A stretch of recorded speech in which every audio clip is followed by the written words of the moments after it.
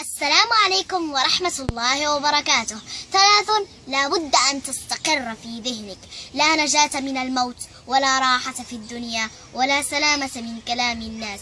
يقول أحد الصالحين: إذا ضاقت في وجه الدنيا قرأت صفحات من القرآن، وما هي إلا أيام ويفتح الله لي من حيث لا أحتسب رزقا وعلما وفهما.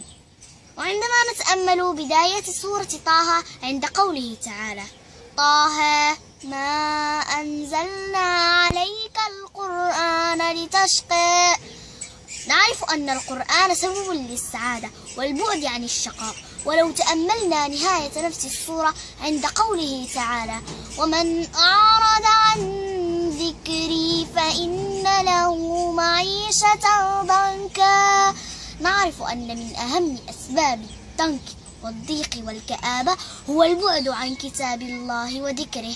اللهم اجعل القرآن العظيم ربيع قلوبنا ونور صدورنا وجلاء أحزاننا وذهاب همومنا. تأملوها يرحمكم الله. ما أجمل الفجر، فريضته تجعلك في ذمة الله، وسنته خير من الدنيا وما فيها، تجتمع فيه ملائكة الليل والنهار. إن قرآن الفجر كان مشهودا.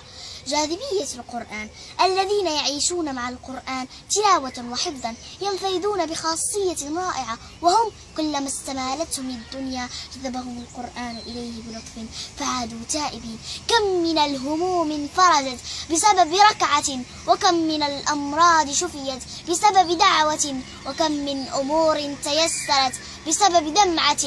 بثوا شكواكم لخالقكم فإنه يجيب دعوة المضطرين.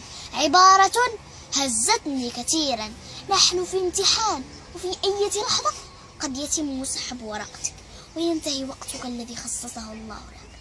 فضلا ركز في ورقتك واترك ورقة غيرك. نصيحة ثمينة: أثث قبرك بأجمل الأثاث: الصلاة، الصدقة، القرآن. رجاء بادر قبل أن تغادر.